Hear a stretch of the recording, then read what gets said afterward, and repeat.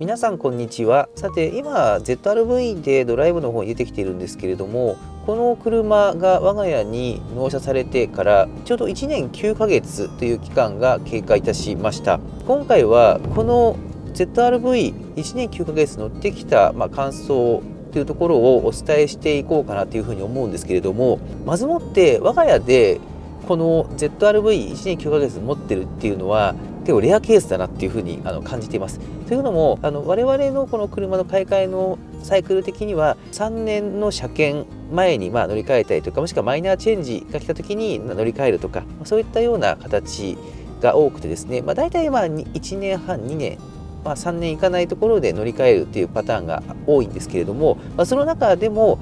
車によってはこの1年未満で乗り換えちゃうっていうケースっていうのもあります。でこの1年未満で乗り換える車っていうのは何かっていうと、やはり乗っていて乗りたいっていうふうに思えなくなってきてしまってどうしても手放すとか、そういったようなケースなんですよね。でこの ZR-V に関して言うと、納車された当初に関して言うとちょっとやっぱり気になるポイントであったりとか、他のホンダ車と比べた時にこの点っていうのが少しよぎっていったりして、多分長く持たないかもしれないなっていうような、そんな気持ちっていうのも少しくすぶっていながらこの車乗ってきたんですけれども、気づくと1年9ヶ月が経っております。でまず、なんで持とうと思うのか、うがった見方をすると、この ZR-V っていう車のリセールが他の SUV と比べると高くないので、そういったところで単に手放せないだけなんじゃないのっていうふうに思われる方もいるかもしれないんですが、決してそういうわけでもないと。はい、この車自体が嫌じゃないっていうところ、この辺りと、やはりこの替えが利かないよっていう車だからこそ、なかなか買い替えっていうところまで決断できないんだという、そこがね大きなポイントなのかなというふうに思っています。じゃあ何がすごい気に入っていて、何が替えが利かないのかっていうところなんですけれども、まずもってこの走ってる時のこの動的な質感ですよね。これがねなかなか替えがないなっていうのを本当に強く感じているんですよね。これだけ緻密にね車が発進加速する、そしてパワーも十分にあって、どこでも滑らかに走るし、走っていって伸びる感じの気持ちよさを感じられたりとか、やはりねこの走っていての楽しいぞって思える総合的な走りのレベルの高さを持っている車ってなかなかお目にかからないんですよね。私もこの車旅に使ったりとか長時間長距離乗るっていうことも結構あります。でやっぱり長時間長距離乗る時に、確かに乗り心地がいい方がもちろんいいと言えばいいんでしょうけれども、その次にやっぱり気になるっていうのは走ってて楽しいかっていうところなんですよね。長時間高速もそうですしワインディングもそうですけど、走っていてやっぱり退屈であったりつまらないなっていう車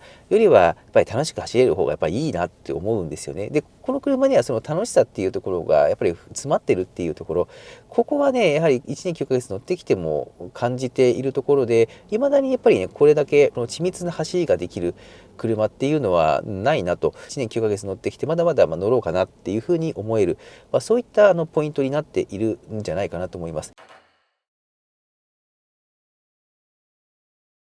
内装のねこの質感の高さっていうところ、この辺りはねすごく個人的にはポイント高いんですよ。あまり言う表現するとあれなんですけれども、例えばアウディとか海外のプレミアムブランドです。でじゃあ内装を見てみた時に ZR-V で比較してどっちが高級感あるかっていうと、多分こちらの方が高級感を感じるんですよ。上質感を感じるんですよ。っていうぐらいに結構この ZR-V っていう車は本田さん気合を入れてねこの内装面も仕立ててくれていて、チープさっていうのを感じない、乗った時にやっぱりこの空間いいなと思えるものが仕上がってるので、1年9ヶ月乗ってくる中でもやっぱり不満がないんですよね。この意味でもうちょっとね、この室内楽しみたいな、この車まだまだ乗ってたいなって思える、そういったところのインセンティブにつながっていく、そういう部分なんだろうなというふうに思っています。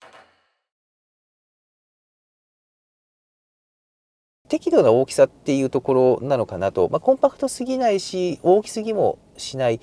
なんだけれども乗ってみるとやっぱり結構大きいものを扱っているような感覚があるっていうところ、これはね結構ね乗っていていいポイントだと思っています。であともう一つが、人がね案内してくれるような、結構管理された駐車場とかにこの車で行って止めることが多いんですけれども、そこの、ね、駐車場の管理人の方ってこの車の大きさとか見栄え、この側形ですね、これを見てどこのスポットにこの車を置こうかっていうのを見るんですよ。例えばフィットとか5ナンバーサイズの車で行くとちょっと狭めのねこの機械式の駐車のところに行ってくださいって言われて入れられたりするんですよね。なんですけどね、また逆に輸入車とかで行くと、じゃあちょっとこの平置きの大きいところに置いてくださいっていう形で案内されるんです。ホンダ車で言うと、例えばベゼルとかで行くと狭い方に案内されがちなんですけど、この車に関して言うともう絶対に広いスポットに案内されるんですよ。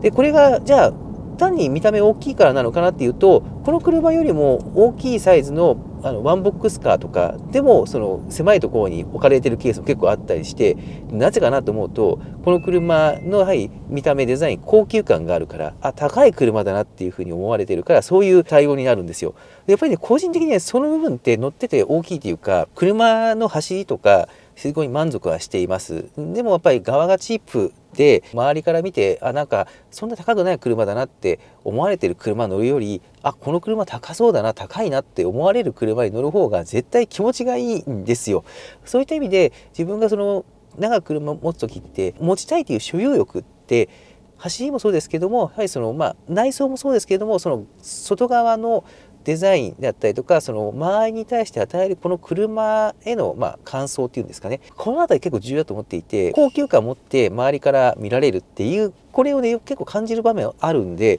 その点もねやっぱり個人的にはいいなと思うんですよ。やっぱりある意味その道を走っていても結構その舐められることが少ないっていうんですかね、この辺りはでかいですよね。これも乗っていていいなと思うポイントですし、今後も持ってたいなっていうふうに思える部分にもつながる、そういったところなのかなというふうに思います。私車を買ったり乗ったりする時に特に求める部分って、動的な質感、走っていて楽しいのか、ワインディングとか持っていって気持ちよく走れるのかっていうところであります。でそう考えた時に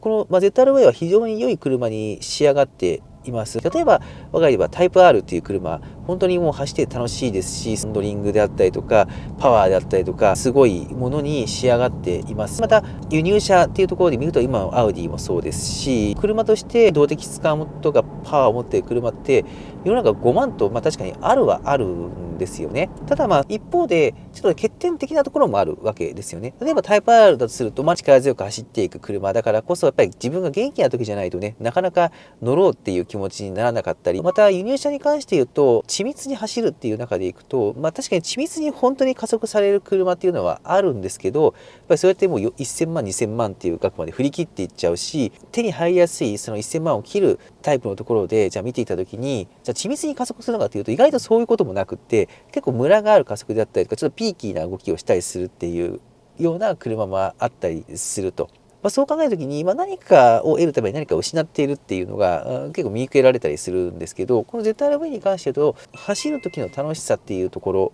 がバランスよく入っているっていうのがね個人的にはいいなって思うんですよね。それは価格の面でもそうです。このだけの走りであったりとか緻密さを持っている車をこの価格で手に入っていくっていうところもすごいなと。ハンドリングに関しても確かにその乗り心地を若干犠牲にしている部分は確かにあるはあるんですけど、それでも犠牲にしすぎていない。なので結構バランスでしっかりとって走る楽しさっていうのも感じられる、そういったものに仕立ててくれているっていうところがやっぱりいいポイントになるかなと思っています。ZR-V は革シートになっていて、パンチングが入っていて、蒸れづらくなっている、そういったような革になっています。で我が家でじゃあその革シートの車、今何があるかなと思うと、アウディの A6 ですね。夏場とかって蒸れやすい、暑いなっていうふうに思う、そういったものになってしまっています。じゃあこの ZR-V どうかっていうと、この ZR-V で夏は2回ほど過ごしたわけなんですけども、意外と蒸れづらいというか、座っていて不快になりづらい革だなっていうところがあって、この点もね、気に入ってるところです。この車はベンチレーションがついていない。これある意味、この車の弱みではあるんですけれども、通常の革と比べると、蒸れづらいっていうか、座ってて不快になりづらいからこそ、あえてつけてないというか、ギリギリなくてもいけるかなっていうことで、つけてないっていうことなのかなとは思ってます。今後の中で、ベンチレーションついてくれればもちろん絶対グッドだとは思うんですけれども、なくてもね、過ごせる。私は過ごしてきたので、過ごせてこれたというところ、この辺りもね、ネガティブな感覚っていうのがあまりなかったっていうところも、これまで乗ってきた理由ですし、今後まだまだ持ちたいなって思う、そういった理由というところにつながっているかなと思っております。BOSE のスピーカーがついてるっていうところも、地味に個人的にはいいなと思っているポイントなんですよね。ベゼルにもプレミアムオーディオってオプションとして設定はされているわけなんですけれども、やっぱりね、この BOSE という世界的に有名な一流のメーカーのこのスピーカーがついているっていうこと、これをね、結構個人的にはポイント高いなと。もちろん後付けでもしかしたら社外品とかっていうところでやれるって言えばそれまでなんですけれども、やっぱりこのメーカーが純正でこれを用意してくれている。そういう用意される車って基本的にはもう高い車なんですよね。それがやっぱり用意されている車だというところも個人的にはポイント高いかなっていうふうに思っているところであります。ということで今回はこの ZR-V 納車されてから1年9ヶ月が経ちました。この期間乗ってくる中で感じたことお伝えの方をいたしました。今回の動画面白かったな、参考になったなと思っていただけたでございましたら、よろしければ高評価ボタンだけでも押していただけると嬉しく思います。チュンチュン TV では今後も ZR-V に関する動画の方を出していくことを予定しておりますので、よろしければこの機会にチャンネル登録をしていただけると嬉しく思います。ここまでのご視聴ありがとうございました。